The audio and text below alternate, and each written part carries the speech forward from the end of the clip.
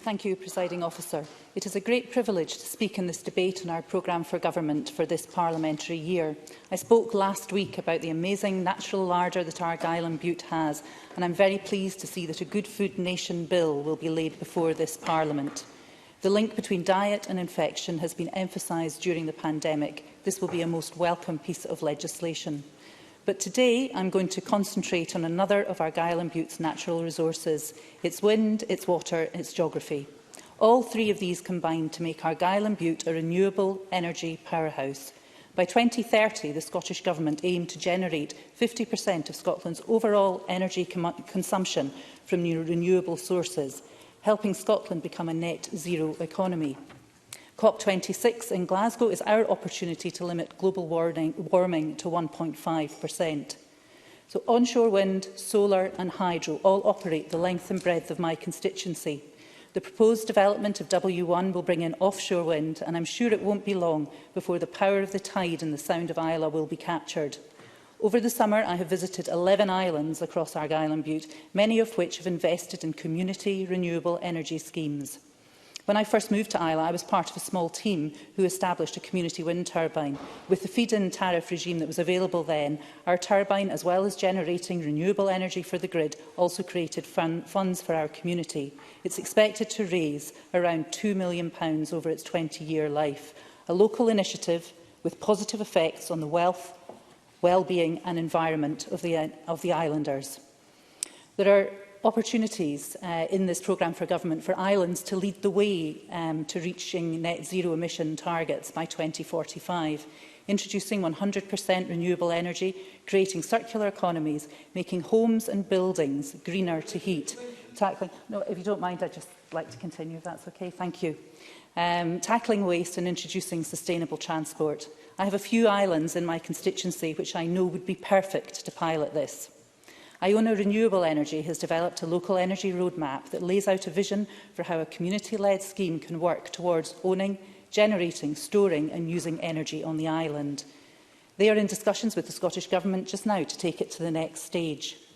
While in Kintyre, East Kintyre Renewable Energy Group are highlighting the socio-economic implications of wind farms and maximise community benefit to the community for agreed developments. They're also exploring the opportunities for community shared ownership in new developments to help fund projects identified in their local area plan.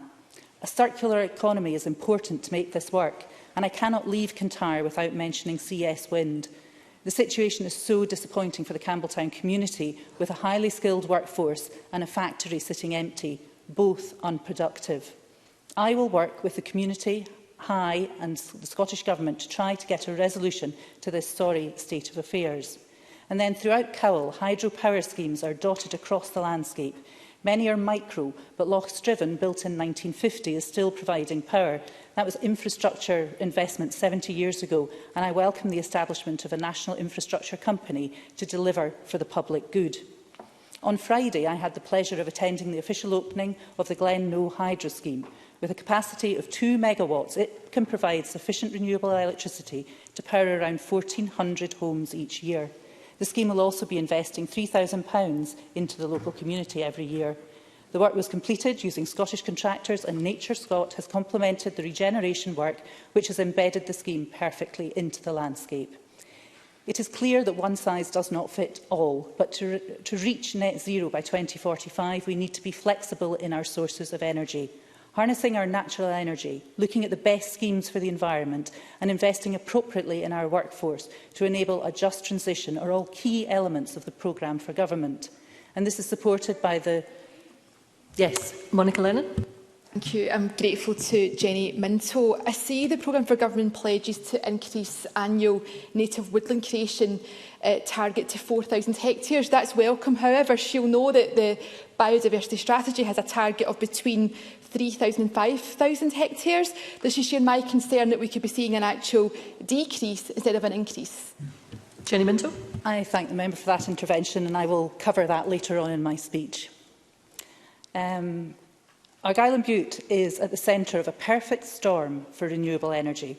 For this to work for everyone, we need to ensure that communities are properly informed and consulted by the power providers about changes to hardware in their area. and find the best solutions.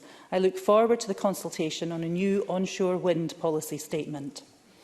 Argyll and Bute holds another very important natural asset in combating climate change, the carbon sink that is the Celtic rainforest. I have to declare an interest here as the Parliament's champion for these amazing places. Yesterday, I had the pleasure and educational experience of visiting one near Crinan.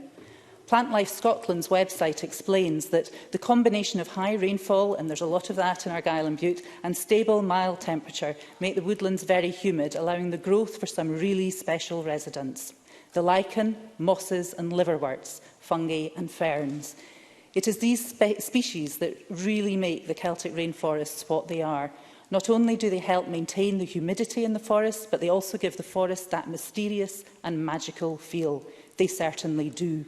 These are of worldwide importance, and I'm pleased there is an investment of £500 million by the Scottish Government to expand these natural habitats as a nature-based solution to the climate emergency, backed by a Natural Environment Bill. Presiding Officer, I'm going to end on a very personal note. In 1999, I sat in my office in BBC Scotland watching the live broadcast of the reopening of the Scottish Parliament.